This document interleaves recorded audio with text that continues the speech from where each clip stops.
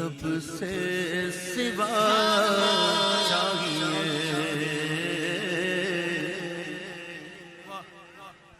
کس کو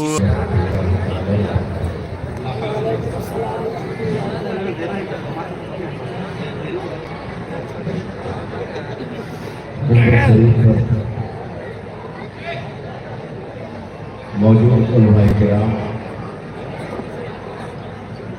ائمہ مساجد، شورائے اسلام، طالبان علوم نبوت، شور کرنے والے چھوٹے چھوٹے بچے، السلام علیکم ورحمۃ اللہ تعالیٰ وبرکاتہ۔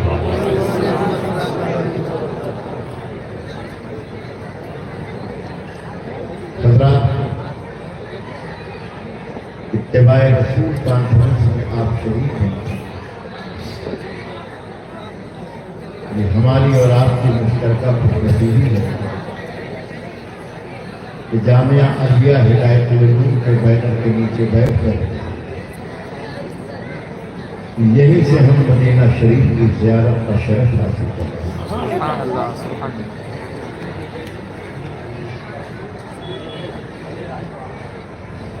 ابھی تک آپ حضرات بہت ہی شاندار نظامت ملاحظہ کر رہے تھے۔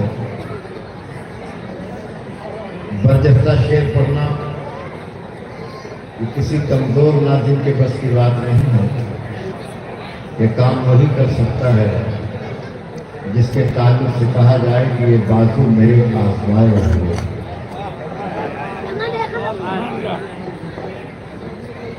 مجھ سے آپ حضرات یہ امید نہ رکھیں کہ میں آپ حضرات سے زبردستی سبحان اللہ کہلواؤں گا۔ صرف اتنا پیغام میں آپ حضرات کو دیتا ہوں کہ آپ جس نبی کی محفل میں تشریف لائے ہیں، اس نبی نے دنیا میں ایسا انقلاب علم و ادب پیدا کیا ہے کہ مختصر سے 10 سالہ زندگی جو مدینہ شریف میں ہمارے سرکار کی گزری ہے، مکی زندگی میں دیکھا گیا کہ چند لوگ لکھنا جانتے تھے، لیکن 10 سالہ انقلاب علم و عمل میرے مصطفیٰ نے ایسا پیدا کیا کہ جب آپ فاتح مکہ بن کر کے گئے تو ایک نہیں ہزاروں ہاتھوں میں آپ نے قلم۔ آج اتباع رسول کانفرنس جو ہے، یہاں ایک مشن یہ بھی ہے کہ آپ کے بچوں کے ہاتھ میں قلم کی ضرورت ہے۔ فیض نے ایک شعر کہا تھا کہ مجھ کو سولی پہ چڑھانے کی ضرورت کیا ہے، مجھ کو سولی پہ چڑھانے کی ضرورت کیا ہے، میرے ہاتھوں سے قلم چھین لو مر جائے۔ جو قوم اپنے ہاتھ سے قلم رکھ دیتی ہے وہ قوم مر جائے گا۔ آج اتباع رسول کانفرنس میں جب آپ یہاں سے جائیں گے، دستار بندی کا خوبصورت منظر دیکھ کر کے جائیں گے تو آپ یہ عزم لے کر جائیں گے کہ اپنے بچوں کے ہاتھوں میں ہم قیمتی موبائل نہیں دیں گے، اپنے بچوں کے ہاتھ میں قلم۔ اگر آپ حضرات میری بات کی تائید کرتے ہیں تو ہاتھ اٹھا کر کہہ دیں انشاءاللہ۔ سب لوگ بلند آواز سے کہیں انشاءاللہ۔ کچھ حضرات کھڑے ہوئے ہیں، اگر الیکشن میں نہ کھڑے ہوں تو کہیں بیٹھ جائیں۔ کسی نے بہت اچھا شعر کہا تھا کہ لوگ ہر موڑ پہ رک رک کے سنبھلتے کیوں ہیں، لوگ ہر موڑ پہ رک رک کے سنبھلتے کیوں ہیں، اتنا ڈرتے ہیں تو پھر گھر سے نکلتے کیوں ہیں۔ آپ کے گھر سے نکلے ہیں تو آپ کہیں بیٹھ جائیں تاکہ کوئی پترکار اگر یہاں آئے یہ تاثر لے کر جائے کہ نبی کے ماننے والے نبی کی محفل کا احترام کریں۔ میں تیزی کے ساتھ آگے بڑھ رہا ہوں۔ ایک نام ہمارے پوسٹر میں شامل ہے جناب نوشاد الہ آبادی کا، انہیں آپ کے حوالے کروں اس سے پہلے احمد فراز کا ایک خوبصورت شعر پڑھتا ہوں کہ تمہارے شہر کا منظر بڑا سہانا لگے، تمہارے شہر کا منظر بڑا سہانا لگے، میں ایک شام چرا لوں اگر برا نہ لگے۔ تمہارے شہر کا منظر بڑا سہانا لگے، میں ایک شام چرا لوں اگر برا نہ لگے۔ جو ڈوبنا ہے تو اتنے سکون سے ڈوبو کہ آس پاس کی لہروں کو بھی پتہ نہ لگے۔ اگر کسی ضرورت سے آپ جائیں تو اس طرح جائیں کہ بغل والے کو پتہ نہ چلے کہ آپ کسی کام سے جا رہے ہیں۔ اب آئیے سرکار کی بارگاہ میں نذرانِ عقیدت پیش کرنے کے لیے میں جس مدح رسول کو آپ تک پہنچا رہا ہوں اس سے پہلے میں مبارک پور کا ایک واقعہ پیش کروں۔ آج جہاں حافظ ملت کی دانشگاہ جامعۃ الاشرفیہ پوری دنیا کے لوگوں کو دعوت نظارہ دے رہا ہے، یہ جامعہ جو مبارک پور میں قائم ہے اور پوری دنیا سے خراج عقیدت حاصل کر رہا ہے، اسی شہر میں ایک حاجی صاحب نعت پڑھتے ہیں۔ ہمارے شورا بھی نعت پڑھتے ہیں، علماء بھی نعت پڑھتے ہیں، قرآن بھی نعت، لیکن ان کے نعت پڑھنے کا جو انداز تھا اس زمانے میں ٹیوب لائٹ بلب مرکری کا خیال لوگ نہیں کرتے تھے۔ ایک چوکی اور فرش بچھا دینے کے بعد لالٹین ڈھک دیتے تھے اور میلاد شریف شروع ہو۔ ایک محفل میں لالٹین لا کے رکھ دی گئی، حاجی صاحب آئے اور انہوں نے سرکار کی نعت چڑھائی۔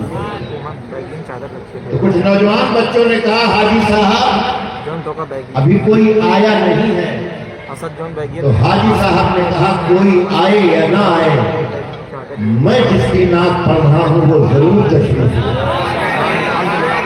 اگر اس نیت سے آپ نعت پڑھتے ہیں، اس نیت سے نعت سنی جاتی ہے تو مجھے یقین ہے کہ نعت شاہ مدینہ رقم ہو گئی، آج معراج لوح و قلم ہو گئی۔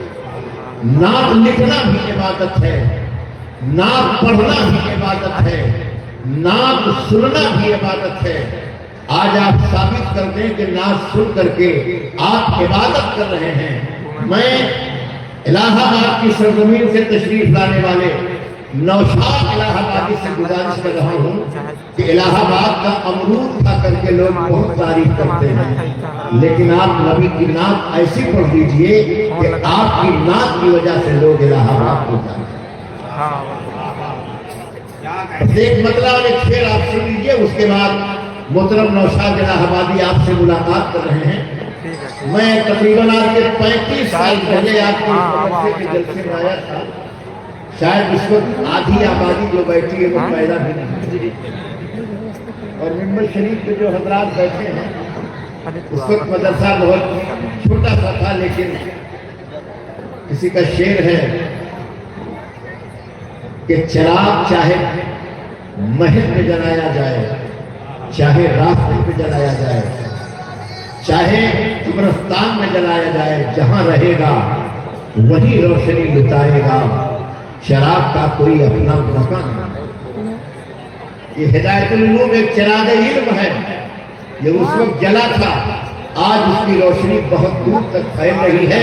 دعا کریں کہ یہ چراغ اپنی روشنی بکھیرتا جائے اور اس کی روشنی سے آپ اپنے دامن سے منور کرتے جائیں۔